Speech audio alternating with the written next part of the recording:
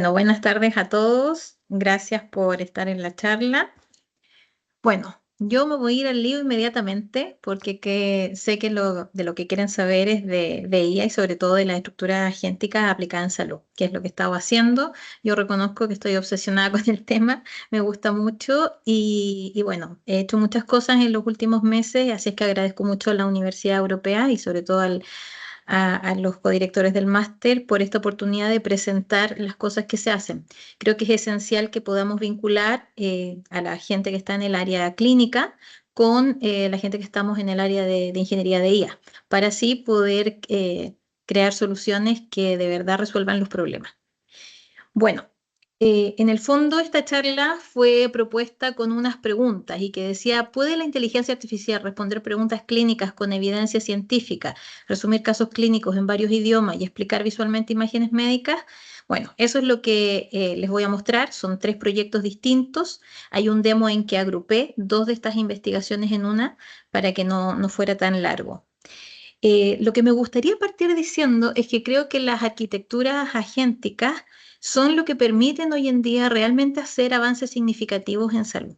Creo que hasta ahora había avanzado la IA por un lado, pero como podía responder cosas más sencillas, no era muy factible aplicarlo.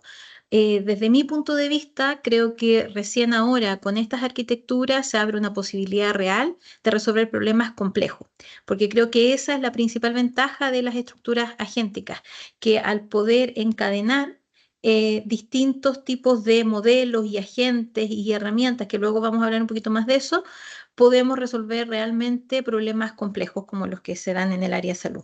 Sobre esta arquitectura, que es la arquitectura de un sistema multiagente, la voy a explicar luego. Acá era solo para ejemplificar. Pero bueno, me gustaría partir con algo que me encuentro todos los días y creo que a todos nos ha pasado en su momento. La IA avanza a velocidad del rayo. Yo siento que en sistemas multiagentes estamos todos aprendiendo. Creo que es un área muy nueva y siempre está la confusión. Si un agente, ¿qué es un agente de IA? ¿Es lo mismo que el LLM? ¿Es lo mismo que el ChatGPT? ¿Es lo mismo que un chatbot? ¿Y qué pasa con los asistentes de IA? Y todo eso. Entonces, creo que lo mejor es aclarar ciertos conceptos con palabras muy sencillas.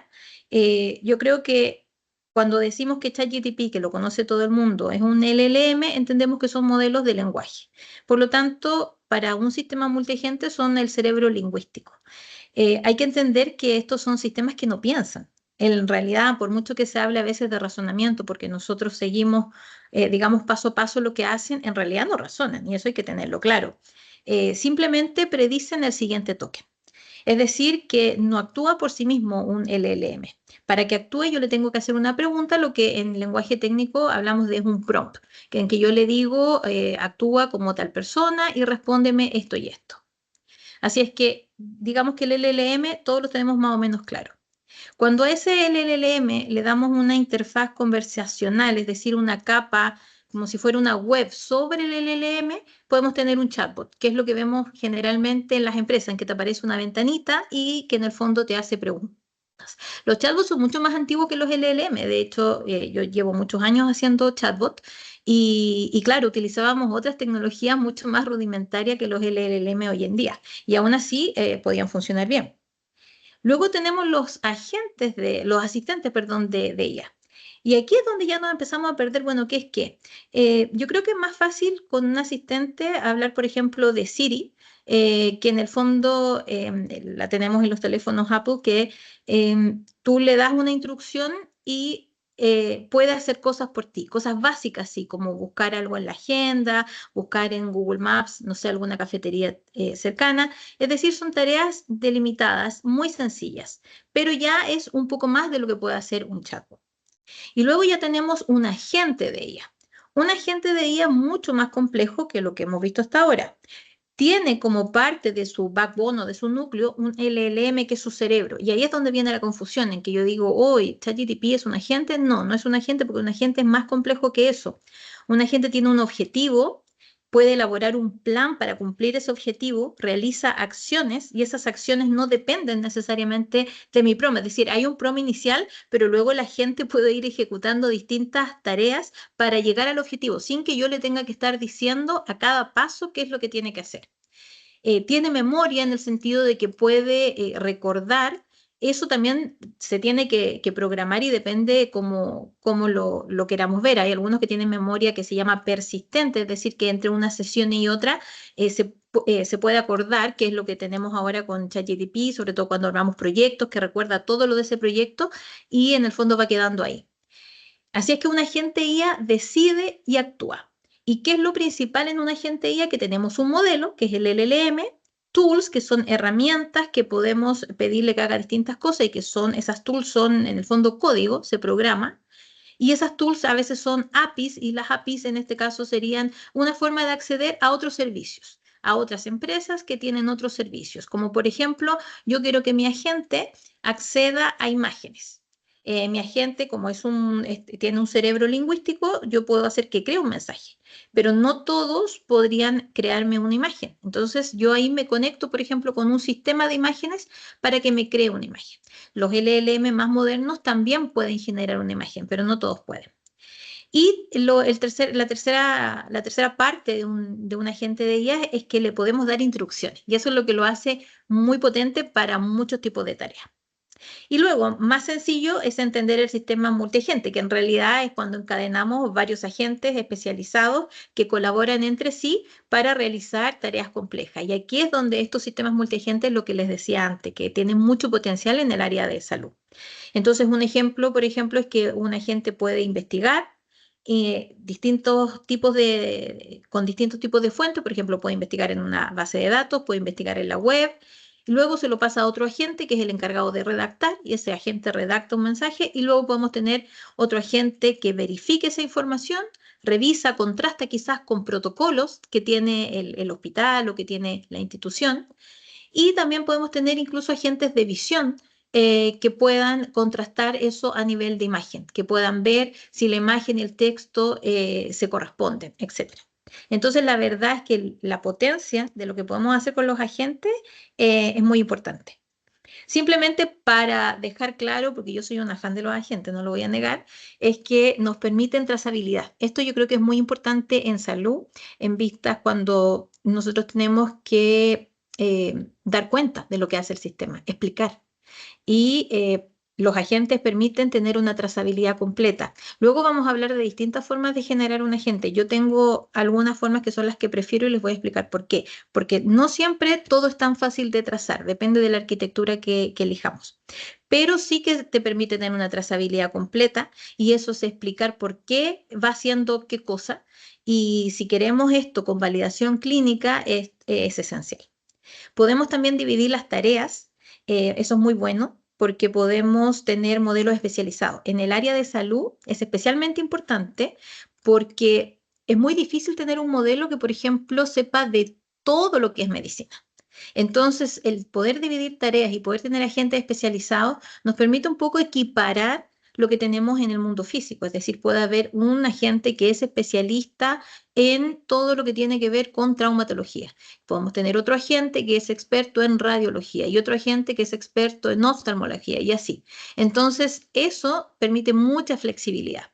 También tiene que ver con los costos. Cuando yo tengo un modelo gigantesco, necesito mucho cómputo para mucha energía, en el fondo lo quiero explicar con las palabras más sencillas posibles, mucha energía y un equipo muy potente para que esto funcione. Y eso es lo que hace que a veces en el área de investigación haya soluciones fabulosas, que tienen métricas increíbles, pero que jamás se podrían llevar a la práctica. Entonces eso también es una limitante y algo muy importante y mi principal objetivo con estas investigaciones fue validar una arquitectura que fuera escalable. Y eso es las arquitecturas multiagentes. Y por último, y lo vamos a ver en uno de los demos, podemos tener evidencias de las respuestas. Dentro del área médica es muy importante, cada vez cobra más importancia lo que es la explicabilidad. Es decir, que algo que detiene para que estos modelos se implementen en la práctica es que no podemos explicar lo que hacen. A veces aciertan, a veces no, pero no podemos explicar por qué. Y ahí hay un problema grave, es mi principal área de investigación para el doctorado y me parece que de eso depende el que nosotros podamos extender el uso de estos modelos. Vamos a ver qué tecnología potente hay, pero si no la podemos explicar, vamos a tener serios problemas para que llegue a las personas, que a mí principalmente es lo que me interesa, es decir, tener la confianza del paciente. Bueno, con los LLM yo les dije antes, no son modelos que en realidad razonen. El LLM predice el siguiente token. Cuando hablo del siguiente token, imagínense la siguiente palabra, en palabra más sencilla. O sea, está alimentado con muchos datos y en base a esos datos, análisis probabilístico, bueno, de matrices, y con eso predice cuál es la siguiente palabra, para explicarlo más sencillo. Entonces, no es que tenga conciencia de lo que decide, ni mucho menos, y eso es importante entenderlo. Entonces, porque dice respuestas que son plausibles, que suenan bien, no vayamos a pensar de que tiene conciencia de lo que está diciendo. A veces acierta, pero a veces no. Y lo peor, a veces está equivocado, totalmente equivocado, pero lo dice de una forma tan bonita, tan seria, que parece que estuviera diciendo la verdad. Y eso es lo más peligroso. Entonces, por eso en esta área se habla de alucinaciones. Si bien también este es un concepto que a nivel académico algunos no están de acuerdo con llamarlos alucinaciones. ¿Por qué? Porque alucinaciones es cuando el modelo, entre comillas, dice cosas que no son ciertas. Pero el tema es que los modelos, los LLM, así como ChatGPT, no fueron creados para decir la verdad. Fueron creados simplemente para predecir el siguiente token o la siguiente palabra. Entonces, las alucinaciones, que es decir, cuando nosotros diríamos el modelo se equivocó, en realidad no es que se equivoque, es que el modelo no está hecho para decir la verdad, no está hecho para verificar la información, no está hecho para razonar y su tecnología no le permite en este momento, en este instante, hacerlo. Por lo tanto, la alucinación, algunos dicen, no debería ni siquiera llamarse alucinación porque no es que el modelo esté haciendo nada errado. Somos nosotros los que tenemos que entender las limitaciones del modelo, que es distinto. Y ahí viene algo muy importante. Nosotros somos los humanos, independiente de que seamos de distintas áreas, y nosotros somos los encargados de hacer un buen uso de la tecnología. No debemos olvidar que la responsabilidad no es delegable. Como médicos, como ingenieros o con cualquiera sea el área de nuestro saber, siempre somos nosotros los que firmamos, nosotros los que estamos dando un aval. Y por eso es tan importante que entendamos las herramientas que estamos usando. No vaya a ser que confiemos de más o al revés, que el miedo nos limite a utilizar una herramienta que es muy buena. Entonces, esto de las alucinaciones, de cuando el modelo dice cosas que aunque sean plausibles son falsas, es el gran problema de los LLM y lo que se intenta evitar. Y en el área de salud es particularmente importante.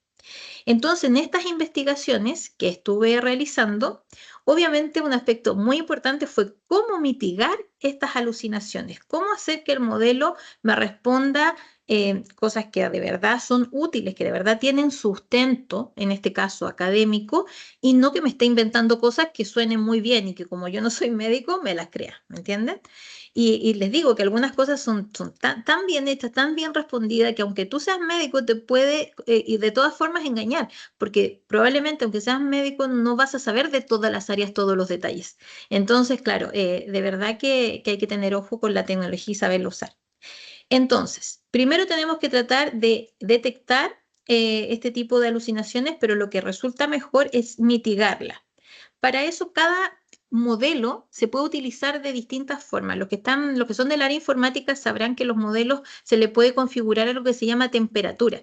Y simplemente es la creatividad que tiene el modelo a la hora de responder. Mientras más creativo, más miente. Básicamente es eso. Entonces, en el área de salud, por ejemplo, mi primer consejo sería trabajar con temperaturas muy bajas. Yo no recomendaría más de 3, solamente circunstancias muy individuales aumentaría la temperatura de eso. De hecho, yo trabajo con temperaturas muchas veces cercanas a 1, cercanas a veces de 0 directamente, y otras le tengo que dar 3 porque ya necesito que redacte algo y que tenga un poquito más de creatividad a la hora de redactar. Una de las formas más usadas de mitigar esto de que los modelos dicen cualquier cosa sin fundamento es lo que se denomina RAG. Probablemente lo han escuchado, pero en palabras simples, el RAG es una técnica que me permite a mí conectarme con una base de datos, recuperar información y luego a partir de esa información generar el texto nuevo. Es decir, no lo invento desde cero, sino que tengo una base. En el caso de algo clínico, yo podría, por ejemplo, tener un listado de protocolos, unas guías, unas pautas que indican, o un formato de un informe, y en base a eso pedirle que me genere uno nuevo.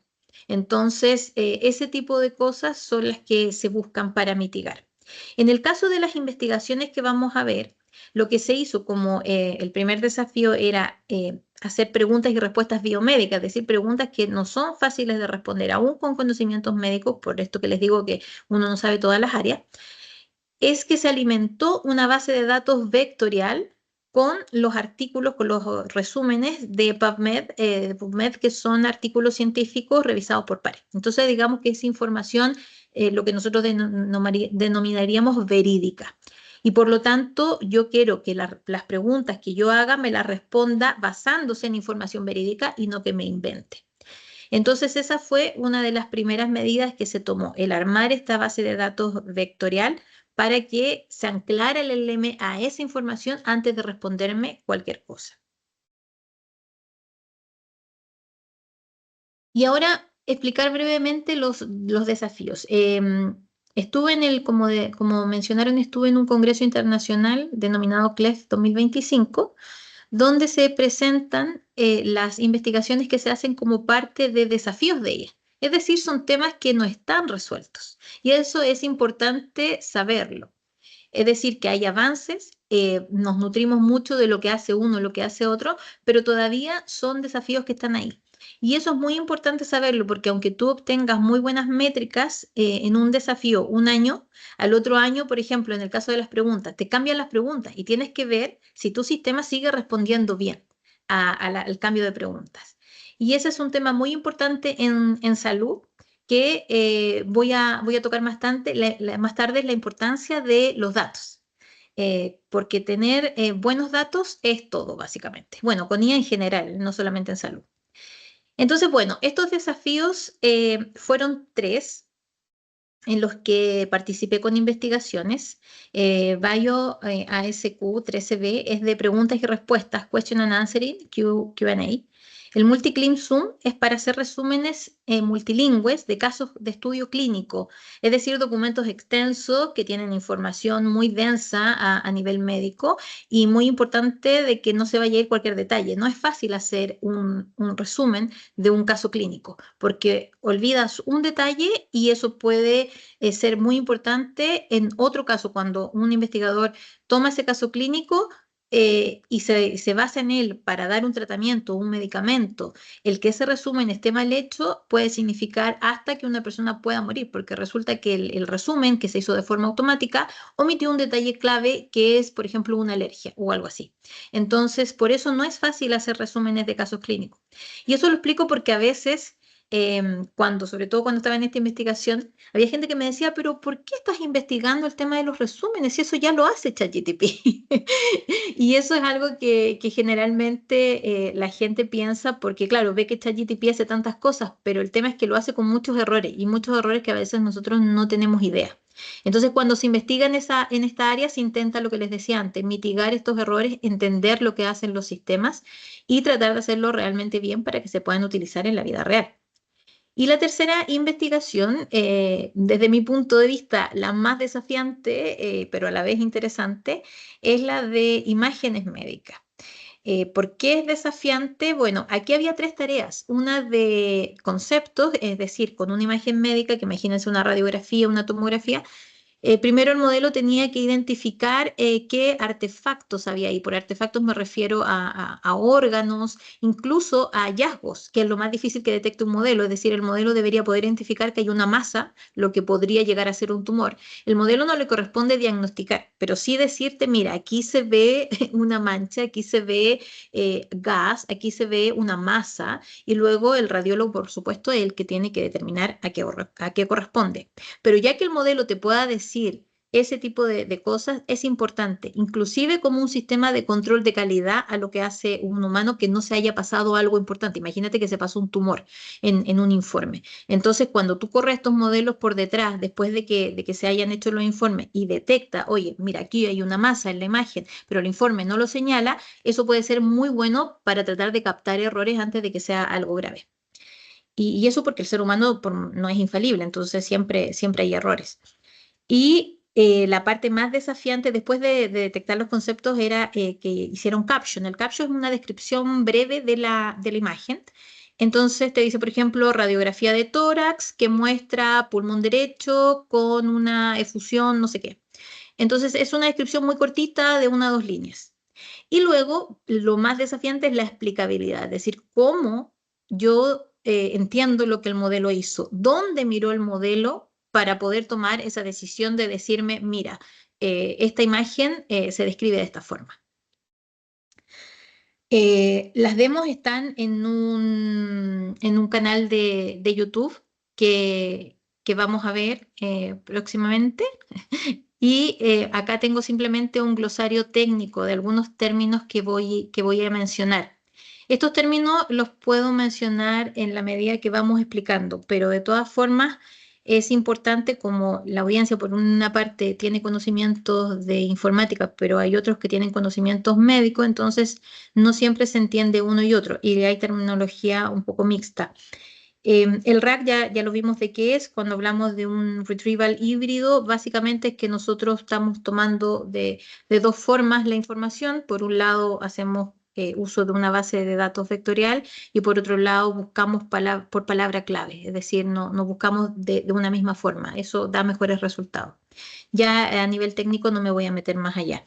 NER biomédico, simplemente saber que las NER sería una especie, son entidades nombradas, pero para que se entienda el lenguaje simple, también son una especie de palabras claves que son biomédicas en este caso, por eso es biomédico. Entonces hay modelos que identifican este tipo de palabras. Y eso es muy importante cuando yo quiero que me responda con terminología médica precisa. En las investigaciones, lo que se hizo fue, una vez que se identificaban estas NER, estas entidades nombradas, que pueden ser fármacos, enfermedades, diagnósticos, en fin, se hacía un match, es decir, se consultaban ontologías como UMLS o SNOMED. ¿Por qué? Porque así yo puedo referirme al concepto con una terminología uniforme. Y eso me permite a mí también darle al modelo un contexto médico sólido. Es decir, el término, según la ontología, según la uniforme, es este. Y yo le doy al modelo en el prompt ese término para que así evitar, recuerden que todo lo que estamos haciendo todo el tiempo es evitar que el modelo alucine, que me invente cosas. Luego tenemos lo que se llama SHY, que es explicabilidad. Y hay distintas técnicas para tratar de entender qué hizo el modelo. Estas técnicas todavía son imperfectas. Es del área que está más en pañales, diría yo, de todo lo que vamos a ver hoy en día. El NLP o el PNL, el procesamiento del lenguaje natural, y básicamente es como las máquinas entienden lo que nosotros los humanos hablamos. Entonces, acá puede entender audio, puede entender el texto y todo lo que se hace por detrás para que la máquina entienda en el fondo lo que el humano dice, ya sea en un informe o en un audio.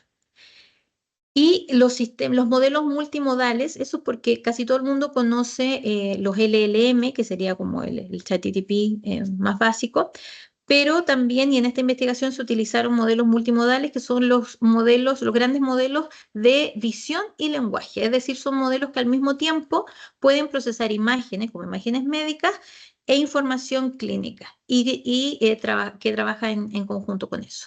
Entonces, esos son importantes. También es bueno porque podemos agregarle una imagen y me da una respuesta en texto.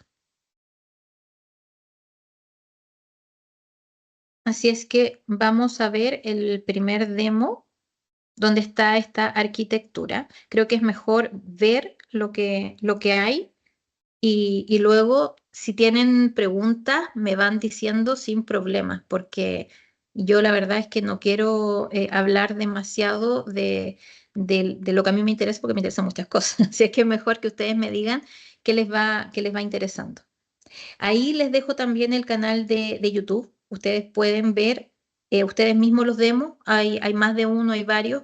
En este, por ejemplo, se unieron los desafíos de Q&A en inglés con el desafío de ImageClef de las imágenes y quedó en solamente uno.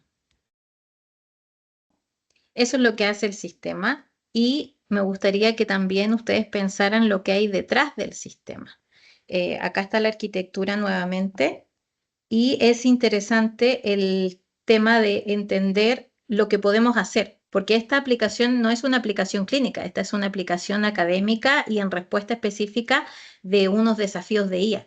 pero lo que está detrás, la tecnología que está detrás es lo potente. Es decir, cuando yo le puedo preguntar a un modelo preguntas médicas complejas y me puede referenciar fuentes reales, eso lo puedo utilizar en muchísimo, desde el que estamos formando médicos hasta los que están en prácticas, hasta la práctica clínica habitual, en que es difícil tener toda la información en la cabeza, por lo tanto constantemente tengo que preguntar.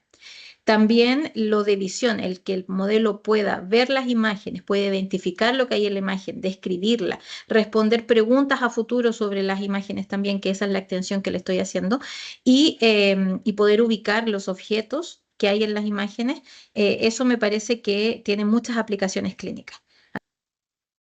Este es de resúmenes multilingües.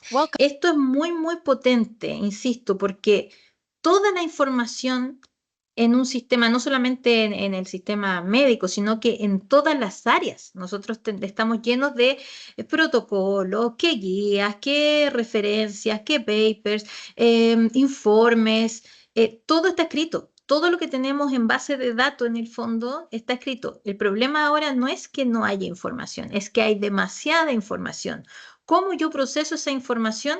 Bueno, si yo pudiera resumirla de forma automática, pero resumirla bien, eso me permitiría hacer muchísimas, muchísimas cosas. Entonces, por eso esta investigación es particularmente importante, sobre todo porque es multilingüe. Así es que esta le voy a sacar el audio y la voy a ir explicando yo porque el audio está en inglés, pero en el canal de YouTube después lo pueden ver con más calma. De más está decir también que un tema multilingüe que a mí me gusta mucho es que cada vez, sobre todo acá en Europa se ve mucho, aunque está pasando en todas partes, tenemos sociedades más étnicamente diversas y multilingües. Por lo tanto, para el sistema sanitario es una presión muy fuerte el tema de que llegue una persona a urgencias y que yo no entienda lo que me dice, porque está hablando en un idioma X que yo no entiendo. No podemos pedirle al personal sanitario con toda la carga de trabajo que tienen, que más encima sean multilingües. O sea, eso lo tiene que hacer la IA, claramente. Entonces, esa es un área en la que yo inmediatamente involucraría a la IA, sobre todo en temas de urgencia y de asistencia en el fondo eh, en ese tipo de situaciones. Bueno, este sistema, como les decía, es para hacer resúmenes de casos clínicos, también es aplicable a otros documentos biomédicos. El desafío era en inglés, español, francés y portugués. El sistema yo lo hice en los 4 idiomas porque me interesaba mucho compararlos. Y ahí pueden ver las métricas. Siempre las de inglés son mejores que las métricas de español. Las métricas de español, francés y portugués son bastante similares, pero las de inglés siempre son mejores. Y eso no es solamente mi investigación, sino que en general a todos nos pasa lo mismo. Y es lo esperable, de hecho, por cómo está hecha la tecnología. Este sistema está hecho en LangGraph, en un sistema multiagente con otro. El anterior a todo esto estaba hecho en Llama Index, entonces este tiene una arquitectura distinta. Esta es centralizada y este permite el que yo tenga resúmenes, voy a pararlo para poder explicar la parte anterior, el que yo tenga resúmenes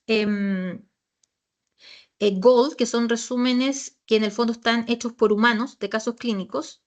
Y yo lo que hice con esos resúmenes fue hacer resúmenes con mis distintas arquitecturas, es decir, distintos modelos y formas de hacer resúmenes que utilicé, generé distintas versiones. Esas versiones después las evalué comparándolas con estos resúmenes hechos por humanos que los proporcionó las personas del desafío. Y esas métricas en el fondo todo esto quedó almacenado en una base de datos. Entonces, cuando yo al sistema le pongo un documento nuevo que quiero que resuma, busca por similitud semántica, en el fondo ve los embeddings y calcular coseno, qué arquitectura obtuvo el mejor puntaje y puede automáticamente seleccionar esa arquitectura para hacer el resumen. Y ese fue mi objetivo de probar distintas arquitecturas.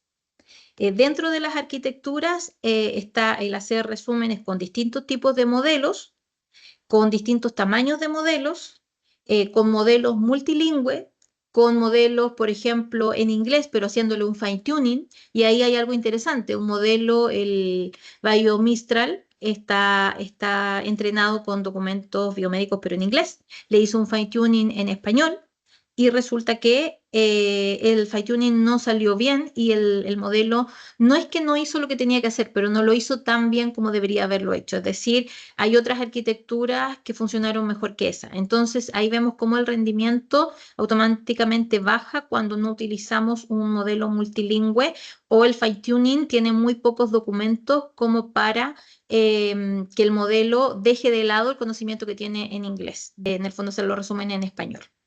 Acá podemos ver que el resumen se subió en archivos TXT, también se podía subir como archivos JSON e incluso se le podía dar una URL para que lo resumiera, aunque ahí también hay ciertos artefactos. Em, Luego entregaba el resumen y en el caso, esto era algo opcional, yo también le puse una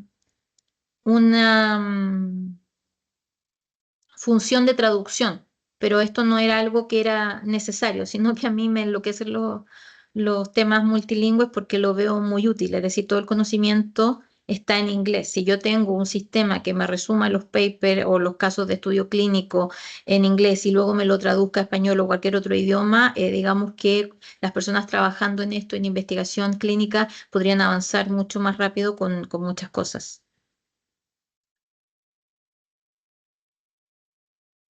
Aquí vemos el resultado también te puede entregar en un JSON. El que te entregue en este formato el resultado es importante desde un punto de vista informático porque me permite a mí integrarlo con otros sistemas. Obviamente hay que hacer una API que lo comunique, pero no es algo difícil de hacer. En la interfaz de usuario está en distintos idiomas. Eso también es simplemente porque creo que para el acceso a la salud es muy importante que así sea. Ahí se ven las métricas que les mencionaba. En español, por ejemplo, se probaron 5 arquitecturas distintas y la arquitectura 2 fue la que dio mejores resultados. Esa arquitectura incluye, que esto también creo que es interesante, incluye 3 pasos. Y aquí es donde, bueno, yo también soy auditora de calidad, entonces digamos que esos conocimientos los traigo. eh, y decidí probar acá el que no solamente me hiciera el resumen y ya está, sino que le puse 3 pasos. El primero era que hiciera un resumen extractivo, es decir, que simplemente extraiga lo más importante del texto, luego un resumen abstractivo, que ya ahí es donde usamos un LLM, que es más creativo, entre comillas, para hacer el resumen, y luego le puse un control de calidad, es decir, otro modelo que evaluaba el resumen realizado y corregía errores comparándolo con el original para ver si había algún dato importante que se había pasado o algo así. Y esa fue la arquitectura que tuvo mejores resultados. A nivel de ciencia, muchos podrían decir, pero ¿por qué tan complejo? Es mejor que simplemente tener un script y que te arroje el resultado. Sí, sí, esto puede ser más sencillo. El tema es que la vida no es sencilla y por lo tanto para resolver problemas médicos nuestra arquitectura tiene que tener algunas cositas más. Pero lo importante sí es que haber hecho esto en un software tradicional o de otra forma hubiese sido muy complejo. Y hacerlo en un sistema multiagente es muchísimo más sencillo. Es decir, que estamos un poco a mitad de camino. Es decir, es algo que tiene una arquitectura que tiene la complejidad necesaria para resolver problemas importantes, pero a la vez la sencillez necesaria para que yo pueda incorporarle distintas cosas, cambiar el modelo si no me gusta, poder incorporar alguna tool, es decir, alguna herramienta distinta, y así. Por ejemplo, si a mí después me dijeran, mira, estos resúmenes tienen que cumplir con estos protocolos, yo a este sistema multiagente le puedo agregar una herramienta para que verifique contra esos protocolos y me señale en el fondo si hay algo que se está escapando.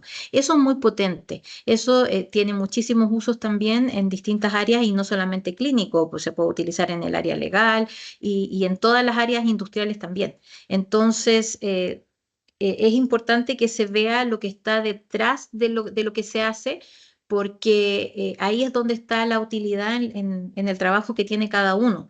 Y eso es un poco lo que me gustaría, que cada uno llevara esto a sus áreas y viera qué más. Aquí mencionar que hay 2 métricas en este desafío. Una es el Verde Score, que es la que vimos antes, que esa indica a nivel semántico la calidad del resumen, es decir, si en el fondo lo que se dice es lo que decía el original a nivel de significado, por mucho que las palabras sean distintas.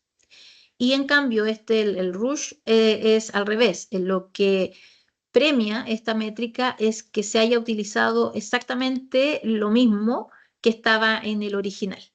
Entonces, en esta, la métrica que se obtuvo en español, si no fue la más alta del desafío, creo que fue una de las más altas. Y lo recuerdo porque una chica me preguntó cómo lo hiciste para tener esa métrica. Y claro, me parece que es por la parte de tener el resumen abstractivo, extractivo primero. Y lo otro es que para hacer este tipo de resúmenes también utilicé algo muy potente que son los grafos. Entonces, cuando tú haces un grafo, que simplemente el grafo lo que hace es determinar lo más importante de un documento, a lo que llama nodo, y luego las relaciones que hay entre eso. Entonces, te puede relacionar, por ejemplo, un síntoma con un diagnóstico, con un tratamiento en forma de medicamento. Y esa relación queda reflejada en ese grafo de ese documento. Entonces, lo que yo hice fue crear ese grafo del documento y luego pasárselo al LLM antes de hacer un resumen abstractivo. Y es de esa forma, en el fondo, tú evitas o mitigas la alucinación, que es lo que les dije, que es lo que estamos tratando de conseguir todo el tiempo, que los resultados sean lo más fiel posible. Así es que eso, se hicieron muchos análisis estadísticos, bueno, acá algo se muestra, pero de esto, o sea, imagínenselo, si era para 4 idiomas, se utilizó muchísimo. Y también se publicó un paper que me parece que, no recuerdo si el link está en el YouTube, pero si no lo puedo ver. Es decir, que de esto ustedes pueden ver mayores detalles si les interesa y leerlo con más calma. Esta es una presentación muy breve simplemente para poder explicar lo que se hizo y que ustedes traten de ver cómo se puede implementar. Acá está el resumen de lo que tiene este proyecto ya a nivel técnico, para los que sean más técnicos. Yo ahora no los quiero aburrir con tanto detalle técnico, pero los modelos que se usaron y todo. En la descripción de YouTube también está el paper, como les digo, donde pueden ver más detalles y que obviamente me pueden preguntar. Joana, Em, han preguntado si sí, grafo te refieres a un DAG. mira, en estos proyectos se utilizaron dos sistemas de grafos. Uno fue ligado a ontologías, que se usó con el sistema de Neo4j, que se llama, que es que tú vinculas tu resultado o tu input a una ontología que te va diciendo las relaciones. Y el otro sistema que se utilizó fue una librería de Python que te permite poder hacer un grafo del documento en sí. Esos son los sistemas que se Vale. utilizaron. Decía relativo a causalidad, dice Carlos. Es que causalidad, yo diría que nosotros no podemos dar causalidad. Nosotros no, yo creo que no podemos. De hecho, creo que nadie puede en este momento hablar de causalidad porque Mm. eso es lo que busca la explicabilidad también. Y no hay nadie que lo dé, pero estamos en camino y progresando poco a poco para hacerlo. Y esto simplemente para ir cerrando, me interesaba poder presentar una hoja de ruta para la adopción de sistemas que utilicen IA en el área médica o biomédica. Y eso es muy importante porque antes de hacer cualquier cosa, es decir, antes de que yo redacte o escriba cualquier línea de código, yo tengo que tener la gobernanza, las leyes claras, qué puedo, qué no puedo hacer, los riesgos, y tengo que tener la aprobación de la institución, el respaldo institucional con respecto a lo que se va a hacer. Luego está el tema de los datos, obviamente, que es muy importante. Piensen que yo creo que a todo médico ha pasado ya la situación de que llega un paciente a la consulta y llega con un diagnóstico de ChatGPT. Dice, bueno, a mí GTP me dijo que yo tenía tal cosa. Bueno, a mí me pasa lo mismo y el médico dirá, bueno, pero ¿cómo vas a ver GTP? A mí me pasa lo mismo cuando me presentan un proyecto de IA sin datos. Es decir, los datos son el corazón de todo proyecto de IA, por lo que les decía antes. La IA no puede predecir realmente si yo no adecuo el sistema a los datos que tengo.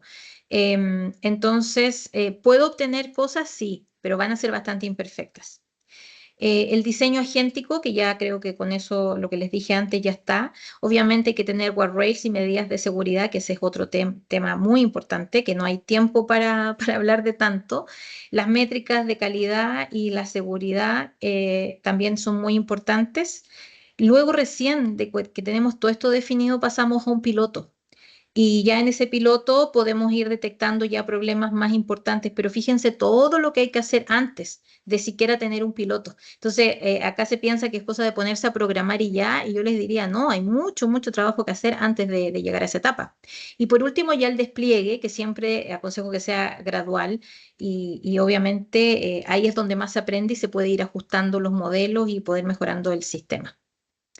Así es que bueno, simplemente eso, quedo abierta a preguntas. Estoy obviamente encantada de poder colaborar con cualquier institución que quiera investigar esto en serio. Yo estoy en el doctorado ahora, así que me interesa muchísimo poder hacer colaboraciones y también difundir un uso de la IA responsable. Yo estoy un poco en el medio, vengo de la industria donde veo que la IA se está utilizando a veces sin mucha cabeza y por eso es que después salen cosas de que, oh, los agentes no están dando resultados. Mira, no son los agentes el problema es cómo se aplican. Si no le pones cabeza al asunto, claro que no te va a resultar. Y lo otro es que en la academia también se hacen cosas muy interesantes, pero no siempre hay la capacidad de poder llevarlos a producción, de que sean aplicables o en el fondo, poder difundir lo que se está haciendo. Así que yo ahora siento que estoy un poco en el medio, soy alguien que viene de la industria, pero que ahora estoy haciendo un doctorado, por lo tanto también estoy con un pie y en un grupo de investigación, así que por eso también estoy con un pie en el área académica y siento que mi misión es traducir y conectar estos dos mundos. Así es que cualquiera que me quiera contactar, ahí les dejo un código QR con mi LinkedIn y hablemos en el caso de cualquier duda que tengan sobre estas investigaciones, cómo les gustaría aplicarlo a lo que ustedes hacen. Y obviamente si quieren colaborar en algún proyecto interesante, yo feliz. Así es que muchas gracias a ti, Ernesto, a Víctor y a la universidad por el espacio para poder presentar estas investigaciones.